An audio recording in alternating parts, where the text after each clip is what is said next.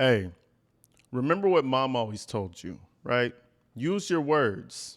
Keep your knives, keep your hands to yourself, okay? If someone gets you angry, if you feel really emotional, keep your hands to yourselves. But in the case of Carmelo Anthony, ladies and gentlemen, it's definitely keep your knives to yourselves because this boy stabbed another boy. Plain, cut, and simple. I'm seeing all types of comments all over the place like, oh, you're not supporting the black kid and this and that. And ladies and gentlemen, let's take race out of this for 1 second and let's just take it for as it is. One kid stabbed another kid because his pussy got hurt. That's pretty much it. Now, there's a whole bunch of stories, a whole bunch of rumors circulating the internet. I was even confused about a whole bunch of specific points in this case, okay? So I thought it would be best that we do an entire police report breakdown, okay?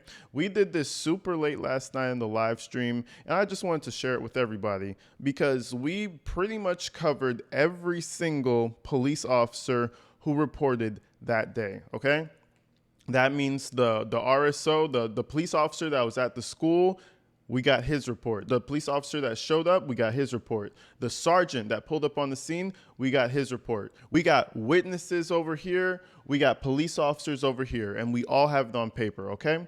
So this is a super long episode, and I think this will help just kind of debunk a lot of rumors. And I think the main key to this entire case comes down to one report that an officer said. The officer's report comes from a witness where they said that Carmelo Anthony picked his bag up, put his hand in there, and said, touch me and see what happens, okay? Now, I think once you do that, you can argue two things. You can argue premeditation for prosecution or by a long shot. I'm talking by a super long not probably possible shot, you can argue self-defense because it's a stand your ground state. Listen, we're going to go ahead and check out this report and make sure you guys tell me what you think in the comments because it's a spicy one. And be nice to one another, damn it. Let's do this.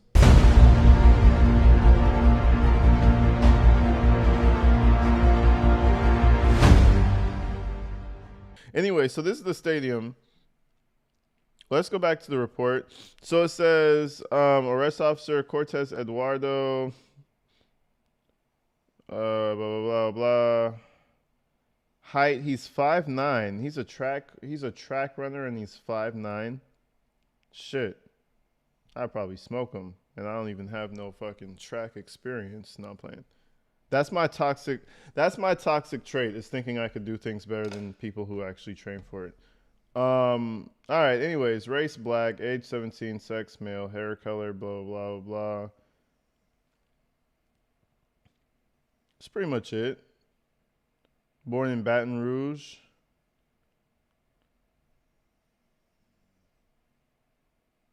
Section for murder. Warrant for murder. And narrative. Initial narrative. Okay. Adult male was taken into custody following a stabbing call on FISD property. All right, and we're about to start. All right, this probably be a little juicy. The suspect was reported as being a black male wearing a gray hoodie and blue sweatpants. I immediately left my office and ran across the Staley Middle School parking, and then he gives the address, 6927 Stadium L in Frisco, Texas. Lot toward the southwest entrance into the stadium. As I entered the stadium, two high school age students informed me that the victim was on the north end of the stadium by the bleachers under a Memorial High School tent. I did not identify these students. Okay, so they're just passerbys. Next, I proceeded toward the north end of the stadium, visitors' side, on foot. Okay, so we entered the stadium. The north end of the stadium on the visitors' side. It's gonna be hard to like really. Okay, on the visitors' side. So he entered on this side, like on the right side of the stadium. I think that's the north end. So he just entered from the first place he could get there from. Once I arrived onto the north side of the bleachers, an adult male who who was on the track pointed out the suspect. I was not able to identify the witness. The individual that was pointed out to me was a black male wearing a gray hooded sweater and dark colored Nike pants. The suspect at this point was on the track of the north end. There was a chain link fence that separated me and the suspect. I gave the suspect instructions to keep his hands in the air. During this time, the suspect said verbally out loud, "I was protecting myself." It should be noted that I had not questioned him about the incident when he made that comment. I asked him if he had any weapons, and he said no. I patted him down for weapons while we were walking along the fence, and I did not locate any on his person. Did they recover the knife? I'm sure they did. We're probably not going to get... Oh. Hold on. No, see, this is all... Nope. This is a whole bunch of random shit. No, we probably don't have a knife.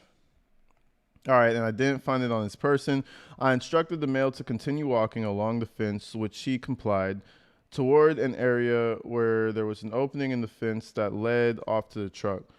While walking him from the track, the suspect also said he put his hands on me.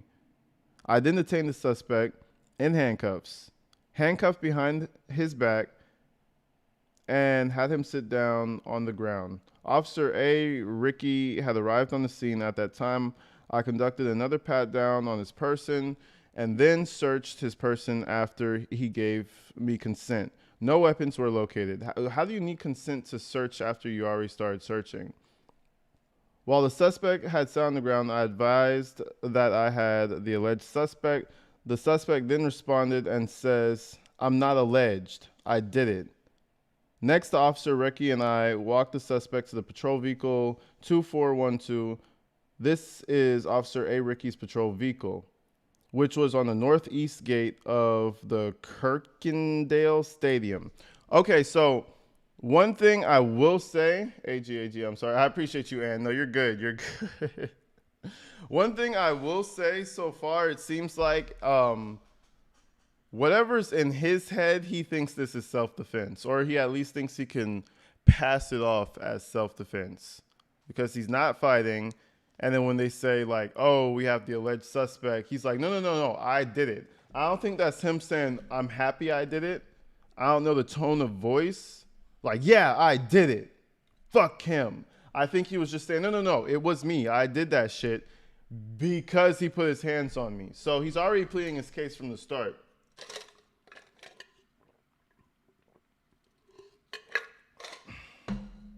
He's already pleading his case from the start. As we were walking to the squad car, the suspect was emotional and said, "He put his hands on me. I told him not to." I did not question the suspect about the incident while he was being escorted to the patrol vehicle. I searched this person once again. God damn, they searched him like 15 times already. I searched this person once again and had him sit in the back seat area, driver's side of the patrol vehicle 2412. While the suspect was in the back seat, I noticed fresh blood on his left middle finger. Whenever you use a knife, you cut yourself. I think a special forces person had said that. Whenever you employ the use of a knife, I don't care how John Wicky you are, you end up cutting yourself. That's what the pros, they say. You know, so he probably did cut himself. Blah, blah, blah, blah. Noticed fresh blood on his middle finger. I verbally acknowledged that I saw blood out loud so that it would be captured on body-worn camera. It should also be noted that the suspect asked me, "Is he going to be okay?" while he was in the back seat.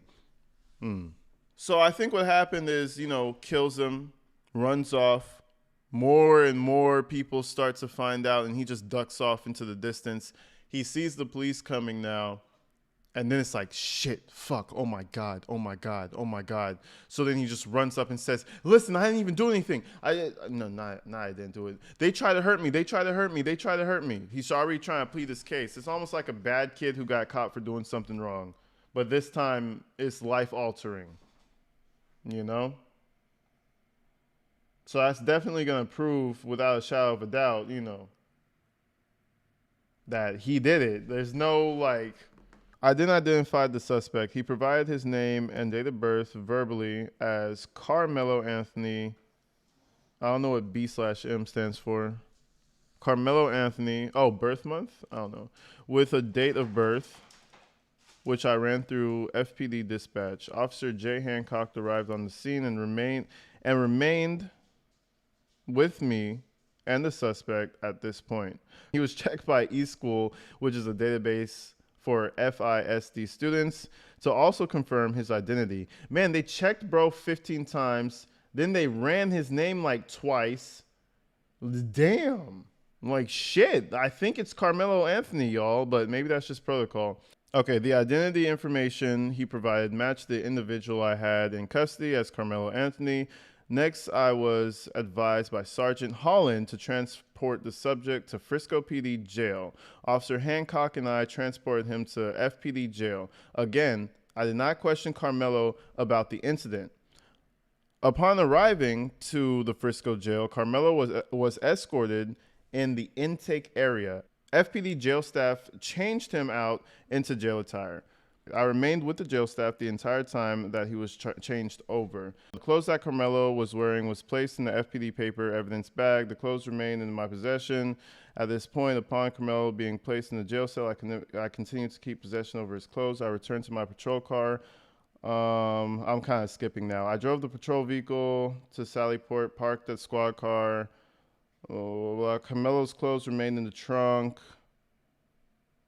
Okay, so basically they just dropped them off. No, see, even the internet has it wrong. Like if you search Karmelo Anthony right now, you'll see the NBA players sometimes, and it's because some people are spelling his name as Karmelo Anthony with a C. This is Karmelo Anthony with a K, so they're different folks. He never should have had the knife on him. Exactly. That's why he's still going to go to jail. We're just wondering, now at this point, it's just all about the severity of how he goes to jail. It's all about the severity of how he goes to jail at this point. Because, I mean, I don't see them ever saying it's self-defense, but if he gets to self-defense, that's the only way. I say that's the only way he gets to go home, which I don't see happening. I just don't. I don't see that shit happening. So officer drops him off. A pretty simple arrest. Let's go through it before we continue. Let me see. Oh, supplemental. So is this another angle? Oh, these are different angles from different officers. Officer Otis Will, Officer Ricci. Or that's what's happening. Okay, so we read Officer Cortez Eduardo. No shit. Then we have Ricci. We have Otis. We have Wetzel Taylor. We have Hancock. What a name. Jerry Hancock. Fuck it. Cock all up in his hand. Yeah, okay. I am not reading all of these officers. Fuck no, I'm not doing that. But anyways, before we even move on, just a little summary. So now we understand completely. We know everything the officers know. So anything forward where nobody's confused. So the officer gets to the school, pretty simple arrest. 2 students pull up, tell them what happened. That means there's a million witnesses. The witness list is about to go crazy in this damn thing. The witnesses are about to go crazy. They're going to have so many witnesses. He goes across the field, basically across the entire field, because if the home team is here and the away team is there and you're coming in from the north side, I'm not good with cardinal directions, but I'm just assuming he would have to basically clear the entire stadium and get to the other side to where Karmelo was standing, right? On the way there, he ran to another person who pointed out Karmelo Anthony's. He gets there. He tells him to put his hands up. And the first thing he says was, what did he say? They put their hands on me. Some shit like that. It was self-defense. No. He kept saying it was self-defense. It was self-defense. They put their hands on me. Are they okay? So at least it didn't sound hateful. All right. Officer Ricci. All right, I was wearing a full Frisco police uniform, and I was operating a fully marked Frisco police vehicle 2412. At about that time, I was dispatched to a report of a stabbing at David Kuykendall Stadium. I don't know how the fuck you say that. Frisco Police Dispatch advised an athlete had been stabbed. The suspect was described as a black male wearing a gray hooded sweatshirt. A gray hooded sweatshirt and blue sweatpants. I responded code 3. From the area of Eduardo Parkway and Frisco Street, I arrived on the scene approximately at 10:05. So it was from 10:01 to 10:05. Holy shit. That's fast. Bro was moving quick. Code 3 meaning police. So he was driving on a code 3, which generally means emergency response, utilizing lights and sirens to expedite arrival on scene. So he was rocking the code 3, getting there 4 minutes later. When I arrived on scene, I approached the track and field area and saw Officer Cortez kneeling next to a black male wearing a gray hooded sweatshirt and blue sweatpants. The male, later identified as Karmelo Anthony, birth month, blah, blah, was in handcuffs and was seated on the back sidewalk by the entrance of the track. So I'm assuming they had him on his chest because they said the officer was kneeling next to him. So they got him. They said, get the fuck on the ground, smacked him on the ground, placed him on the ground. I don't know how it went. Put his ass on the ground. I'm assuming they handcuffed him at that point. As I approached Officer Cortez stated Anthony was the alleged suspect. Anthony then made a spontaneous statement and stated, I am not alleged, I did it. What, like, why the fuck would you even say that? Now you're gonna have like 15 other officers saying that you owned it, which I'm not sure if that's good or bad. If that was me, I would still be in jail. I'm 70. It's a chick cop, AG. Ricci? This is a female cop? Officer Ricci? How the fuck would I say that? Officer Ricky? Maybe it is Ricky and she's just a chick. Officer Cortez conducted a all capital PAT search of Anthony's person. What is a PAT search? Is that just a pat down? A pat search, also known as a frisk or stop and frisk, is a brief external search of a person's clothing. I wonder why he capitalized pat down. Officer Cortez conducted a pat search of Anthony's person to ensure Anthony did not have any weapons and found nothing of evidentiary value.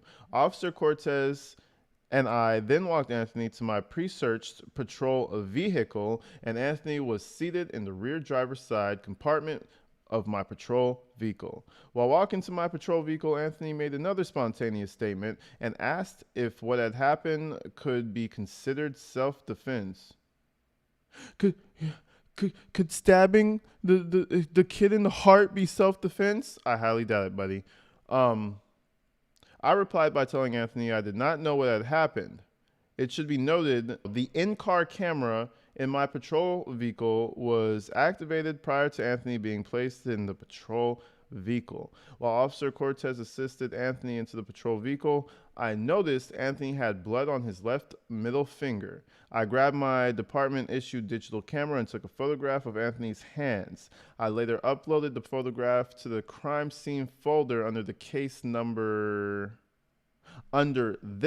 case number. Officer Cortez remained in the patrol vehicle and Anthony while I provided assistance with scene security. Nothing further from this officer. That's Officer Ricky. Oh, I keep thinking this is a dude. This is a chick. Okay, Miss Officer Ricci or Ricky. AG Loki doesn't want girls to be cops. I'm a misogynist. Being a cop is not a woman's job. She belongs in the kitchen, making the biscuits. She got soft hands. No, I support whatever the fuck you want to do. I promise. You have soft hands, girly. You don't belong here. Nah, listen, these LAPD chicks will fuck you up. Shit. I'll tell you one thing, these LAPD girls out here, they got me. They could apprehend me. I ain't gonna play with them. These LAPD chicks just will shoot you. Okay, Officer Otis will. Damn, this is a long one. All right, so we had Mrs. Okay, or Miss. We had Miss Officer Ricci or Ricci. I don't know how she would say her name. But we had her encounter. She said what she had to say, this, that, and the other. I think the only thing specific about Mrs. Ricci is that he asked her if this could be seen as self-defense. That's the only thing. That's the only thing specifically different about her encounter, I believe. On Wednesday, April 2nd, 2025, at around 10:01, blah, blah, blah, blah, blah, Frisco Police Department Emergency Communications was receiving an emergency call regarding an athlete that was stabbed. The originally unknown assailant was a black male wearing a gray hoodie, blue sweatpants, and also had a goatee and short hair. See, every officer has a different version. Well, not a different version, an addition to the original version. Let me not say that. Had a goatee and short hair. The subject was possibly wearing Centennial High School attire, as it was believed that he was a student there for the sporting event. This had all taken place on the visitor side of the stadium, the north side, and the victim was under the Memorial High School memorial tent in the bleachers. At around the same time, School Resources Officer, SRO, Cortez arrived on scene and began assisting the victim, trainers, and other parties. Officer Cortez also advised on the radio that he had the suspect. Here we are. Sergeant Otis was working the 50s sector as the sergeant. Sergeant Otis was working the 50s sector. So I guess they have separate sections of the city. So they have... okay. So it's like in LA, I think it's every big city or every like area. It's like you have the street names, and then at a certain point, it's just like 10s, 20s, 30s, 40s, 50s, 60s Crip. You know what I'm saying? Like it's from road names. So I guess the 50s sector is just that area of the city. He was in full Frisco Police Department uniform with distinct patches and badges and police duty belt. He was also in a marked Frisco Police Department patrol vehicle 2315. He was relatively close to the call and placed himself on it at around 10:02. So it took him 1 minute. He was relatively close, placed himself on the call at 10:02 hours, and responded to the call with his patrol vehicle, overhead emergency lights, and sirens activated. He arrived to the call around 10:06. Okay. I actually did that on my fingers. So it was about 4 minutes later. Sergeant Otis arrived to the stadium and began walking up the location. At around this time, Officer Cortez and Officer Ricci or Ricci were walking the black male subject / the suspect away from the stadium. The suspect was crying I didn't know this. The suspect was crying hysterically. Please see the other involved officers' narratives for their involvement. You see what I mean? They keep adding little extra things. So I didn't know he was crying. So it does add like an element of remorse. We definitely have something to work there. Defense definitely has something to work with there. Remorse. Is he okay? He put his hands on me. We're building the defense's. We're basically building the defense's case, kind of like a ghetto version of it. You know they're definitely going to take it as self-defense and that he was sad that he had to do it. But on the other end, they're going to attack him relentlessly on the fact that he had a knife problem, whatever the fuck that means. Apparently they caught him with a knife before, and that he brought knives. And that he had a knife on that sporting day. So now they might even want to throw in some premeditation in there. You never know what they would want to do. But what do you guys think so far? Do you think Carmelo Anthony deserves to go to jail, or do you think it's deeper than that? Are you team free Carmelo, or are you team justice for Austin?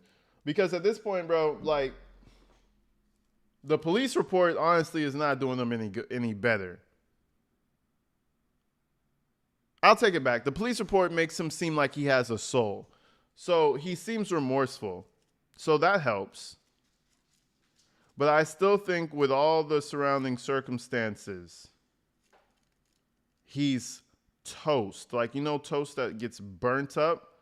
Like you don't even want to eat it no more? Like you have to like scrape it to even get to the bottom part of the toast to even start eating it? That's how fucked up he is right now, in my opinion. You said Carmelo was caught crying because he was caught. Very possible. He wasn't even caught. Oh, yeah. They walked up on him and he was already bawling his fucking eyes out. I think he deserves to go to jail. I'm really waiting for that bombshell piece of, because there are some people who are so invested in this shit, like on the opposite side, saying that he's innocent. And you know what? I'm always here to play devil's advocate. I'm waiting for the video. I'm waiting for the witness. I'm waiting for somebody to be like, no. They were attacking him. But even if they would, like, he would have said more. You see how he said like, oh, do you think that was self-defense? Do you think that was self-defense? I think if he had really felt like something was happening, he would have really been screaming like, oh, they were trying to kill me. They were trying to kill me. One of them grabbed me and started. And another thing, do you notice how none of the police officers noted that that he was bruised up or beat up at any point? They said his finger, his middle finger on his left hand, I think, his middle finger on his left hand was bleeding. Why would that be? Is he left-handed? I bet you only his parents or his lawyer. But yeah. So the injuries on the white kid, stabbed to the chest. The injuries on the black kid, cut to the finger. Which kid is guilty? It's almost like a kid's game. Come on, Amanda. Where does the square go? Bloop. Yay! Where does the circle go? Bloop. Oh my God, Amanda. It's like a fucking child could figure that out. You know what I'm saying? It doesn't take a goddamn genius to start putting things together. But anyways, Sergeant Otis walked up to the visitor bleachers and observed the victim being treated by Frisco Fire Department FFD personnel and was also, by Frisco Firefighter Department FFD personnel and also athletic trainers. The weather began to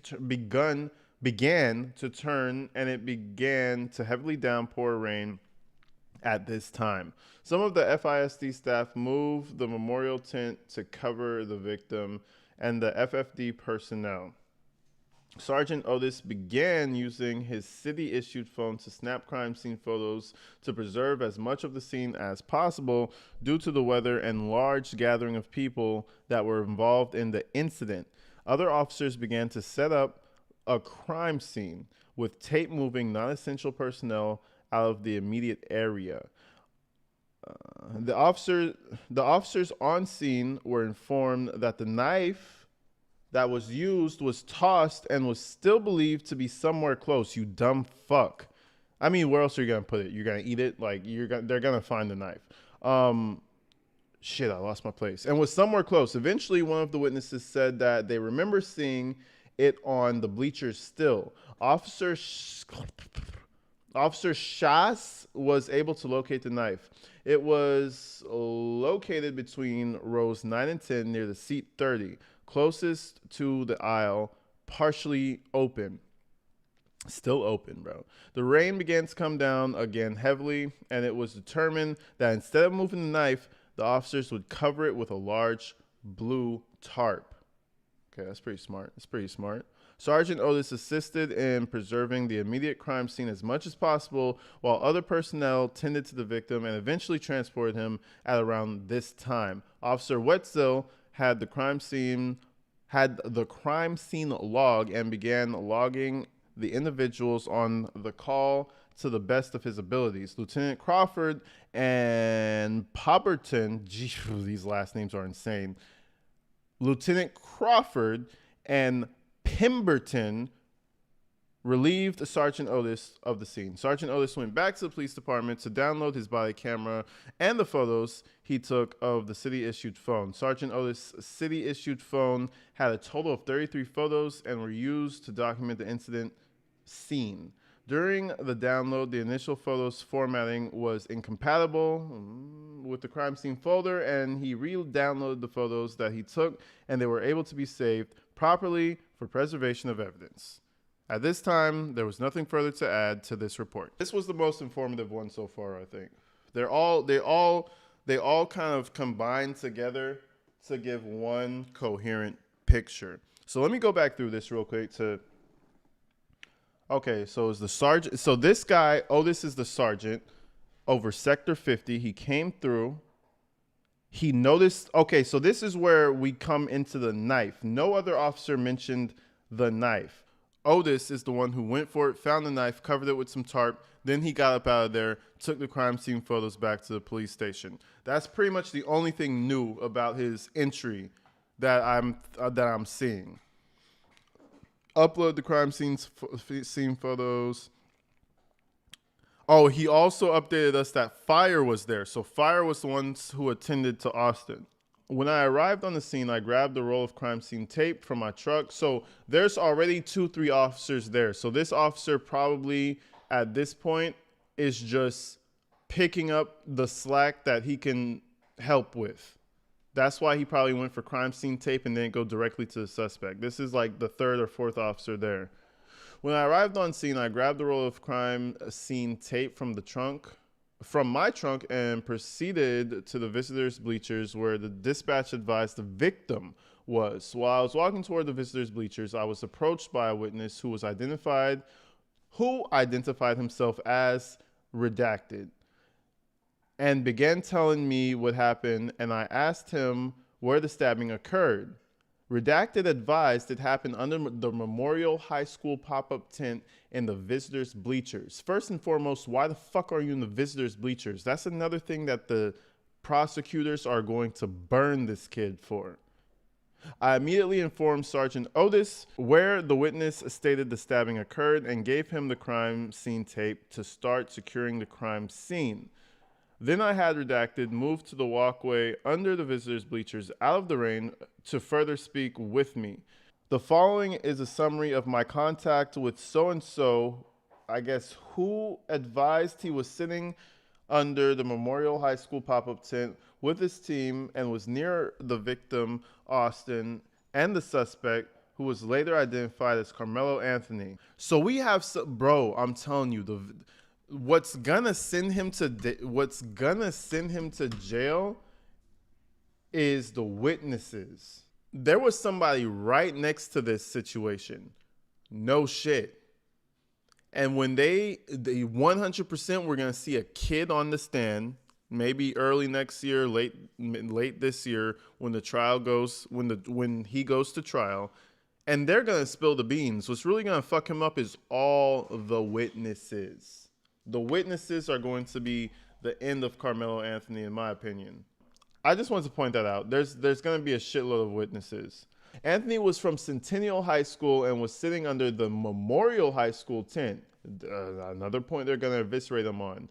Austin had told Anthony that he needed to move out from under the team's tent, and Anthony grabbed his bag, opened it, and reached inside and proceeded to tell Austin, "Touch me and see what happens." Okay, wow. We do need to read every report. Because every report's different. This is going to be something very important. It said Austin had told Anthony that he needed to move out from this is the police report. I don't know if this is like hearsay for a trial. I don't know if this is going to ever be used in a trial. But it's just interesting to know what the police officer said. And I'm sure the lawyers will also have this information in mind. Austin had told Anthony that he needed to move out from under the team's tent, and Anthony grabbed his bag and opened it and reached inside and proceeded to tell Austin, touch me and see what happens. He opened it and reached inside. So there's a difference now. I feel like there's a big difference here. Ooh, this trial is going to be interesting, because if he reaches inside and he's like pump faking, he's like, touch me and see what happens, and you don't see what he has, I don't think that's like real self-defense. I don't know. I'm not a lawyer. But you're like gesturing that you're going to do something. You're getting something. But even then, like, say he went inside, say he pulled the knife out and now the knife is showing, and then he tells you, touch me and see what happens. I think you might have a case for self-defense, because now if the person still lunges at you, what is that now? You said premeditated. Some people are saying premeditated. Listen, I don't know. A good criminal defense attorney could turn that into a whole fucking thing. Defense is most definitely going to say he was fearing for his life, right? And remember, it's not what we think, it's what the jury thinks. So what the defense is going to do when they get their clean slate of people, they're going to tell them that he was in fear for his life because he was under the enemy team and they're about to jump him. He grabbed the knife and he showed them. And he told them, you better get away from me or I will defend myself. And he had to defend himself. That's what the lawyer's going to say. So first degree means premeditated, AG. Okay. First degree murder is the most serious form of murder, defined by most jurisdictions as willful, unlawful, deliberate killing that is premeditated.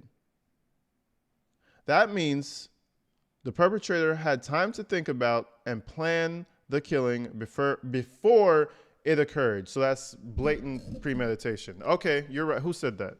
Ash, thank you. I always thought that first degree was like the willing and conscious decision, but like, I didn't think it involved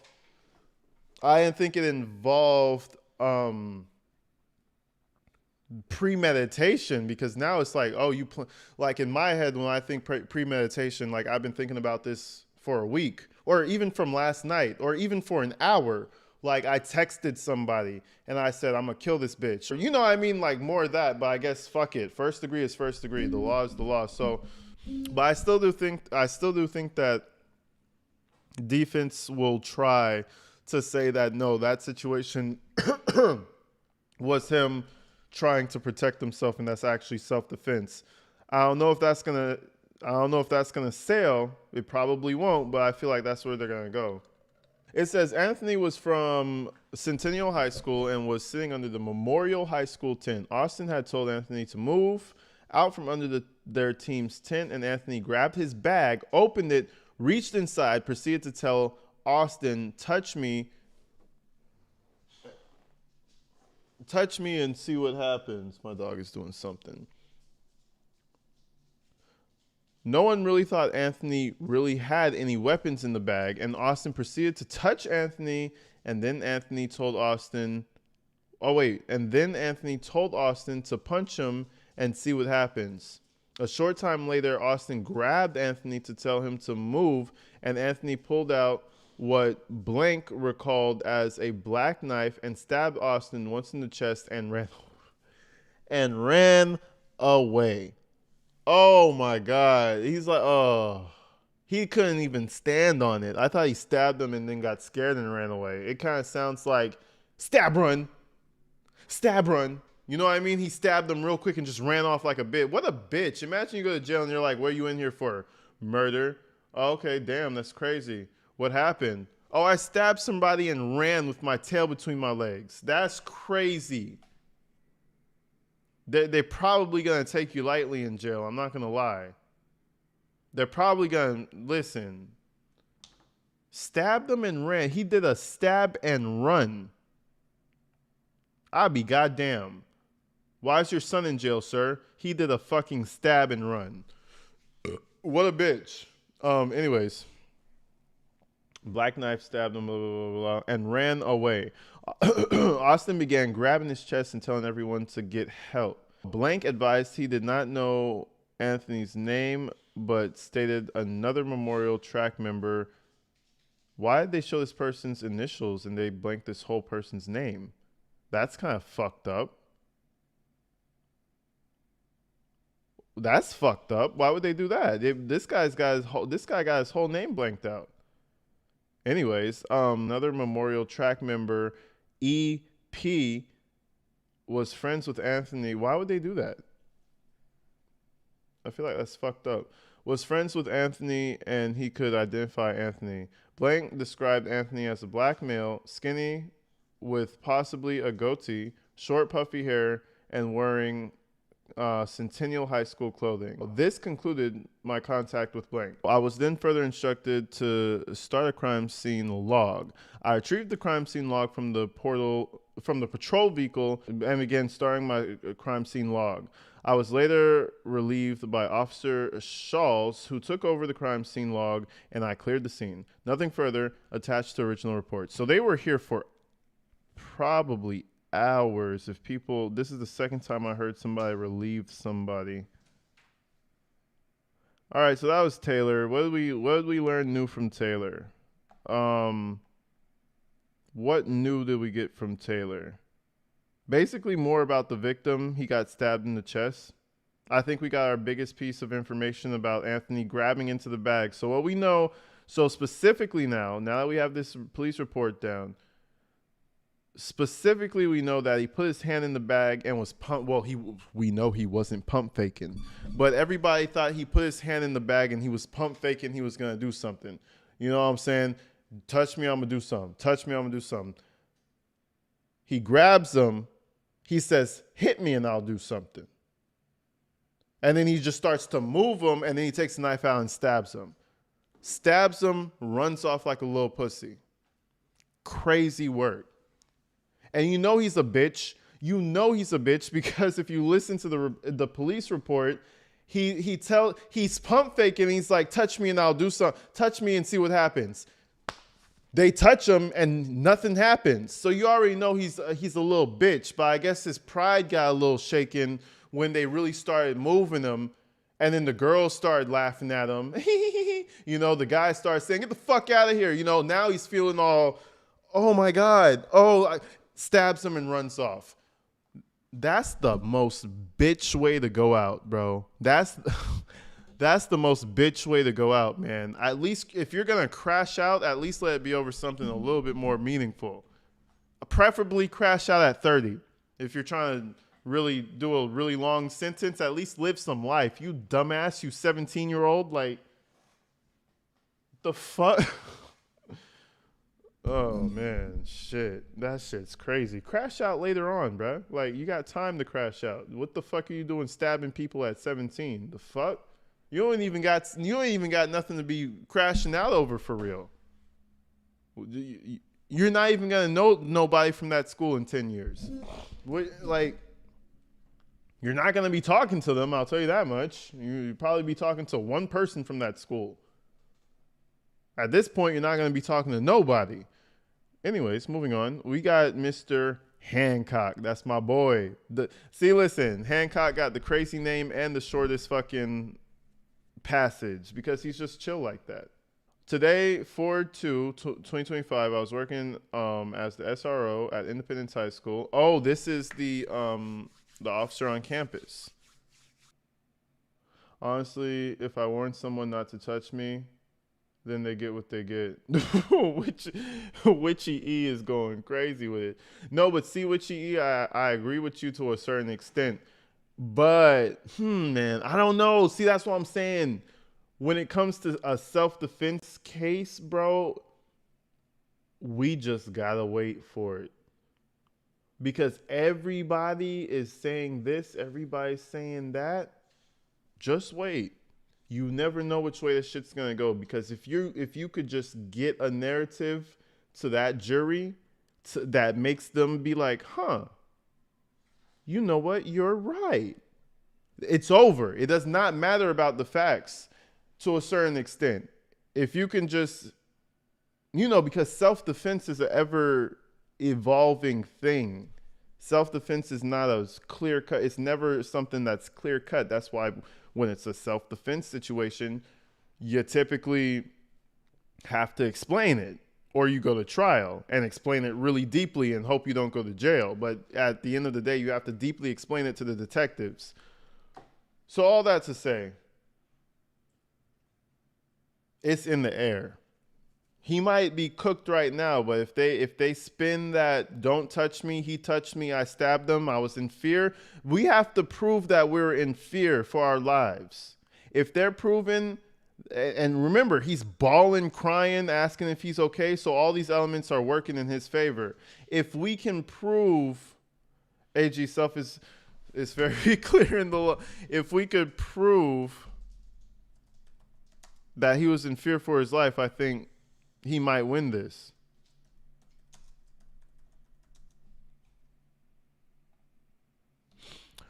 Okay, in law, self-defense is justified. Is the justified use of force to protect oneself or another from imminent harm. It's a legal defense that allows an individual to use force even if it would otherwise be considered a crime, if they can demonstrate that they were acting to protect themselves. Yeah, so basically that's what I was saying. So it's, in my opinion, that's shaky as fuck, because that's an ever existing argument. Like I said, that's why we have self-defense trials and cases all the time, because one party says this, one party feels this way, one party feels the other way. So we'll see. I do think that the defense, they're going to argue that self-defense to the grave. They're going to argue that shit relentlessly. You know what I'm saying? Shit, they will. After hearing more dispatch call information, I drove to the scene. While en route, I heard Officer Cortez say he has the suspect in custody. When I got to the scene, I looked at Officer Cortez and went straight to him to hold security with the suspect that had been cuffed and secured in the police squad. Multiple witnesses were providing statements to officers where the stabbing occurred at the Memorial High School tent. Only a short time later, Officer Cortez and myself escorted the suspect, Karmelo Sincere Anthony, to the Frisco Adult Holding Facility. Anthony was transitioned off to the jail staff without incident. All jail paperwork was completed, and CID took the investigation from there. Karmelo Sincere. His middle name is Sincere. That was his mama's doing right there. That was for sure his mama's doing. Karmelo Sincere Anthony. She said, we're going to name him Sincere. Yeah, he sincerely stabbed someone, ma'am. So I don't know if that was a good name for him. He said self-defense is probably the only defense. Yeah, no, they're going to have to go with that. And he also, he also locked himself into that shit low key by saying, do you think this was self-defense? Like, he's already asking the officers and shit like they're his lawyers. So, he's definitely going to have to take that route fully. He's going to have to head first into that route. And he's going to have to pray that jury, he's going to have to pray that they get a good jury. Anyways, let's okay. We have Alvin Fisher. On Wednesday, April 2nd, 2025, at about 10:05 hours, Officer A. Fisher, was dispatched to 6 blah, blah, blah, blah, blah, blah, in regards to a stabbing. The note stated an athlete had been stabbed in the chest, was unconscious, and was not breathing. When I arrived to the crime scene, it was already marked off, and the suspect was in custody. I began asking people if there were witnesses or anything. I made contact with Hunter. Why are they showing some people's anyways? I made contact with Hunter M and then EP. They were both breathing heavily and crying due to the nature of the event. They were with coaches on the field, and it was pouring down rain. We made the decision to relocate to the locker room just to the east to get out of the rain. Once in there, things calmed a little bit. However, they were still hysterical and could not really talk. In there, I learned Hunter was the brother of the victim. Okay, so this was the other side. So now they're asking. Okay, so they got Karmelo probably asking them a bunch of shit. Now they're asking the other side. And Hunter was the brother of the victim. I attempted to ask them both what had happened. I could not really get anything out of Hunter, but blank stated he wanted to speak. I asked him what had happened, and he stated they were all sitting on the bleachers under the Memorial HS tent when another male who they did not know walked over and sat under the tent. Blank then said Austin, the victim, told the male that since he did not go to the Memorial High School, he had to leave the tent. Austin and the male went back and forth, and then Austin stood up and pushed the male to get him out of the tent. But it's like, am I hurting you though? He stood up and pushed the male to get him out of the tent. He said that during this time of arguing, the male was reaching around in his bag he had. It was at this time the male took out the knife and stabbed Austin and then left the scene. This was all I remember. This is all Blank remembered when he talked to me. After this, I stood by the 3 athlete witnesses until CID arrived and interviewed them. I was then relieved by SRO and went back to the portal. That's definitely starting to sound very premeditated. That's definitely starting to sound premeditated because, okay, so why do you have the knife in that bag so readily available? I guess it's a knife, it's in the bag, it's always readily available, but you had the bag, you came to the tent, you knew somebody. This is high school. Everybody's an asshole. Like, let's be real. This is high school. You sat under the opposite side's tent? This is high school. So you know that something's going to happen. So you go there with your bag, with your knife. My question is, I want to know if there's anything else in that bag. Because if that bag was like basically empty, like a t-shirt and a knife, that makes me feel like it's more premeditated. More so like definitely premeditated. Because like you go there and you sit down on the opposite team, you know they're going to start talking shit. Okay, they start talking shit. The first thing, I don't know if it's the first thing he does. I don't know how long they were talking shit, but let's just say they're talking shit for a minute. And then he comes and pushes you. Hey, get the fuck out of here. You go straight to the knife? Why are you going straight to the knife?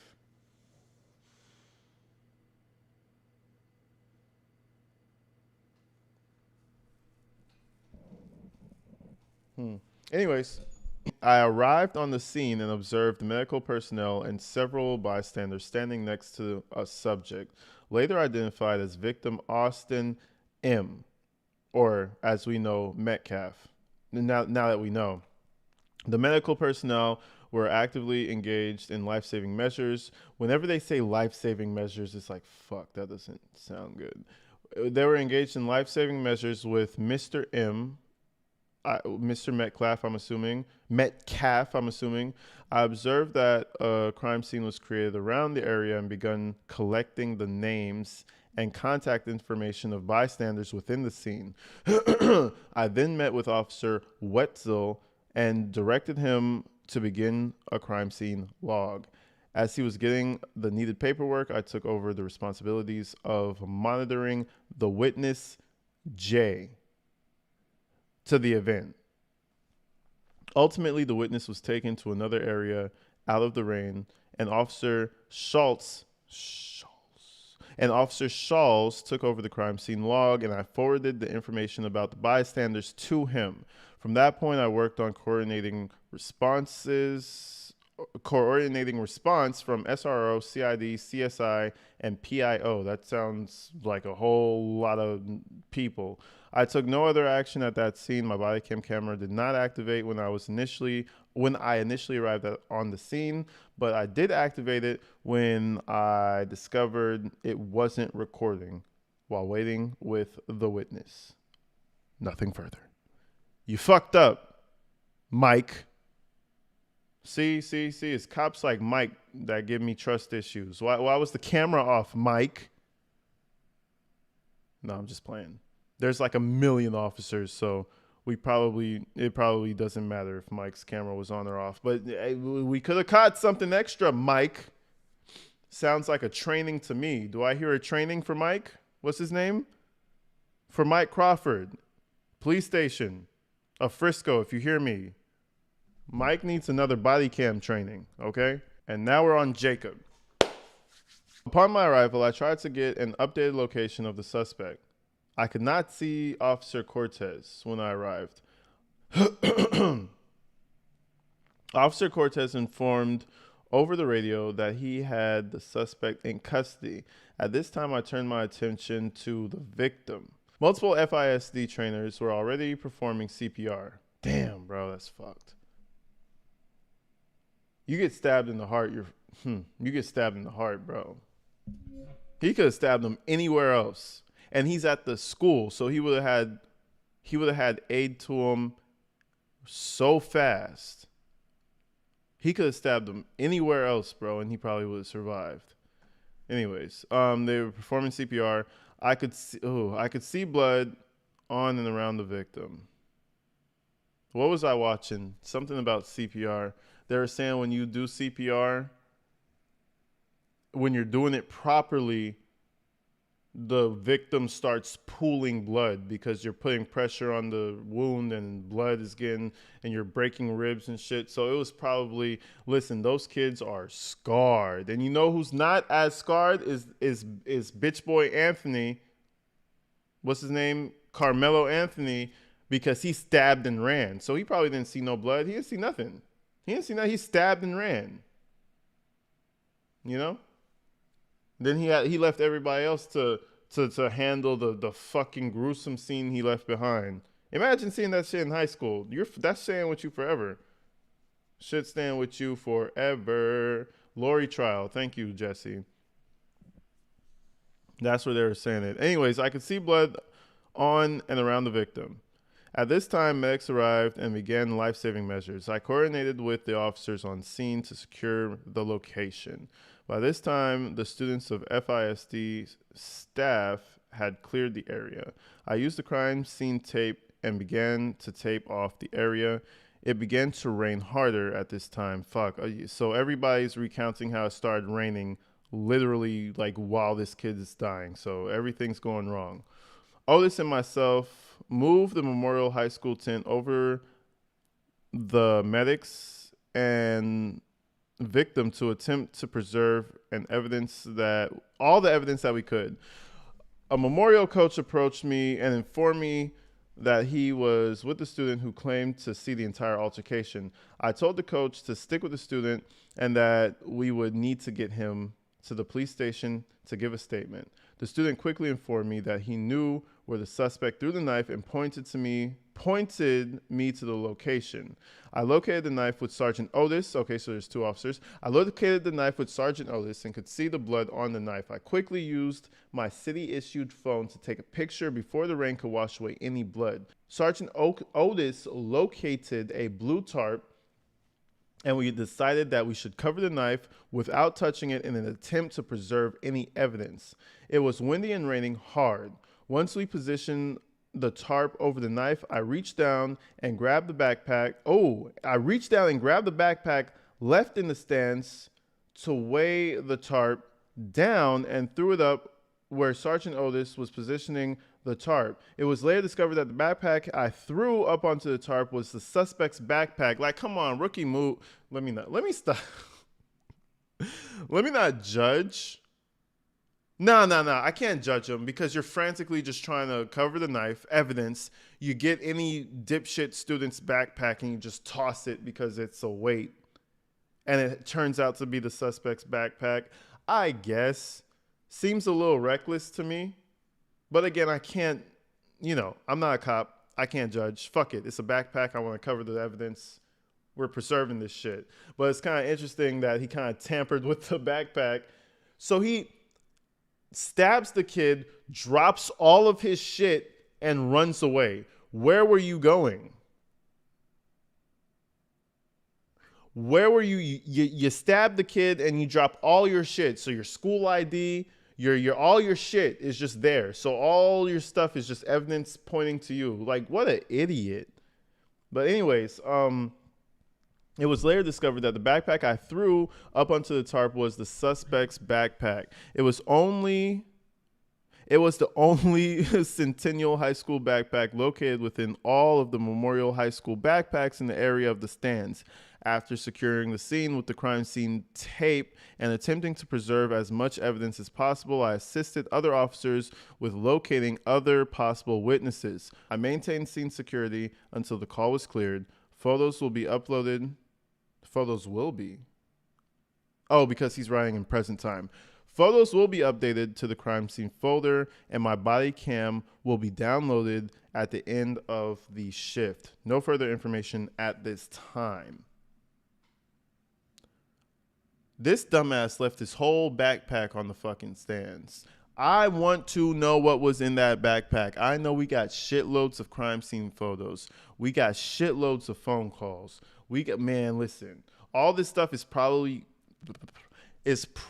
going to remain sealed until trial.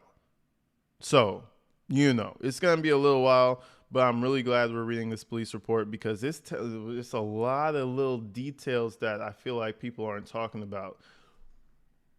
Ooh, I'm going to drop another video. I'm going to drop another vehicle. I'm going to drop another video soon. Okay, at this point, I think we're kind of getting into like the runoff officers. So I don't think there's anything much of sustenance here. Let's see. I was tasked with meeting the ambulance at the hospital. I arrived prior to the ambulance and waited for them to arrive. They arrived at 10:46 hours, and the victim Austin M., who was brought into the trauma bay for treatment at 10:53 hours, Dr. Chow pronounced Austin deceased. Once he was pronounced, staff stopped treatment and disconnected the cords and tubes from the machines without removing anything from the body itself. Without removing anything from the body? What does that mean? Staff stopped treatment and disconnected cords and tubes from the machines. Oh, they disconnected the cords from the machines and left everything else in the body, which is okay.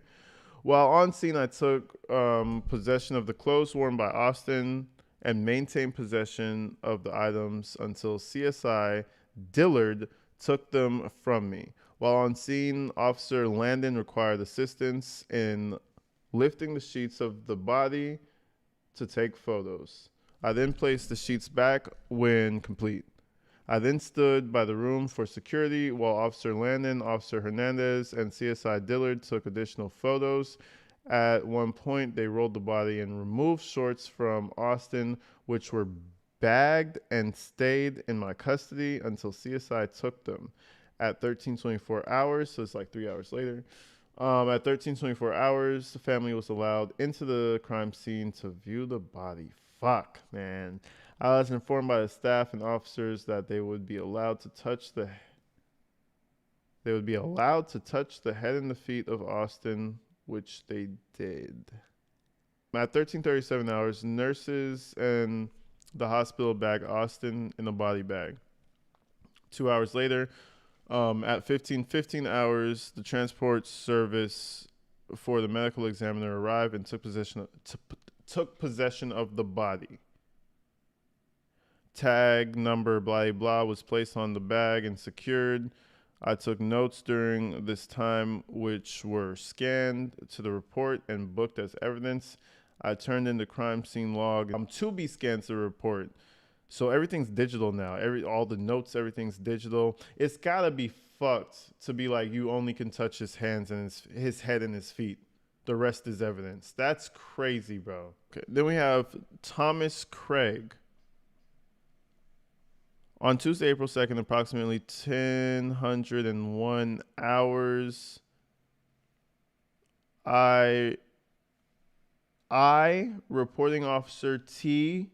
Craig, number 3517, school resource officer, Liberty High School, was at Heritage High School and heard via radio that FISD student had been stabbed at the address 6927 Stadium Lane, Kirkendale Stadium, or whatever the fuck. I immediately responded to the scene. Upon arrival, I first made contact with Officer Cortez, who was standing next to a marked police vehicle. Officer Cortez advised me he had detained the suspect and he was in the patrol vehicle. Yeah, so Officer Cortez, Eduardo Cortez, type shit. He was definitely the first responder. He's like the point of contact for like every officer. Officer Cortez advised me he had detained the suspect and he was in the patrol vehicle. I then responded to the victim's scene that was in the north bleachers. As I walked up, I noticed Frisco Fire Department personnel was attempting to provide life-saving measures to the subject, later identified as Memorial High School Austin M. Metcalf. As other officers worked the scene, I was asked to respond to the student's medical locker room area and keep the following Memorial High School students witness separated until detected. Damn, you gotta keep the witnesses separated?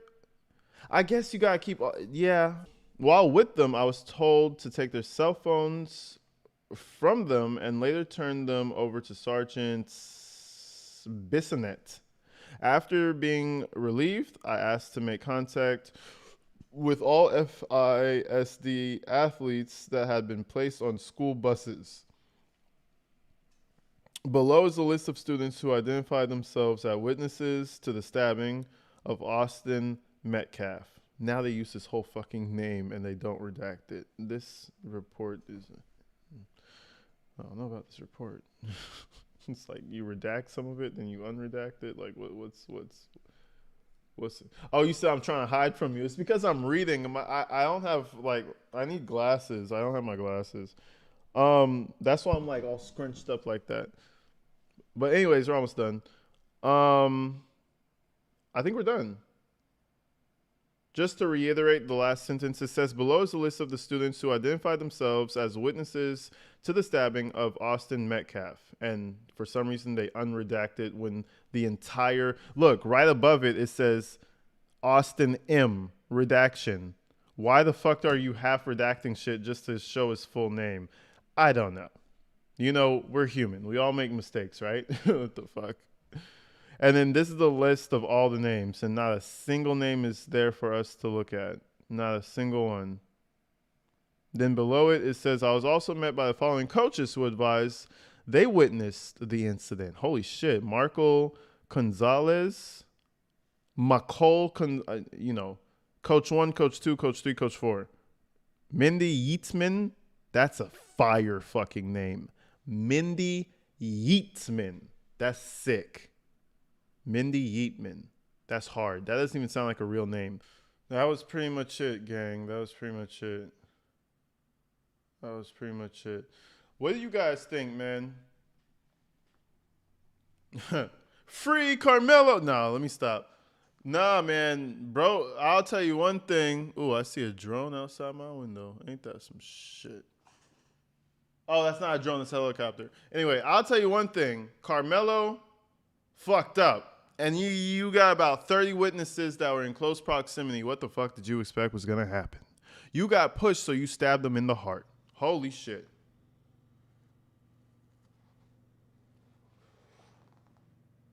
Now, if we had some context to the push, oh, you pushed them on the edge of a 30-story building.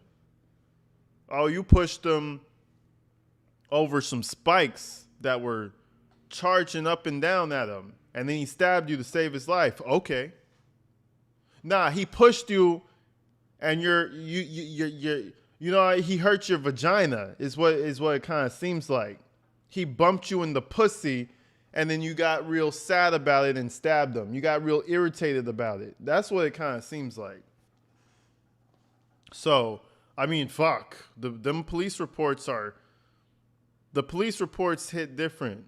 Because they were actually there and they wrote their little journals down and shit. So now we know exactly what happened. You got your feelings all up in a bunch. Your panties got knotted up when the girls started laughing at you.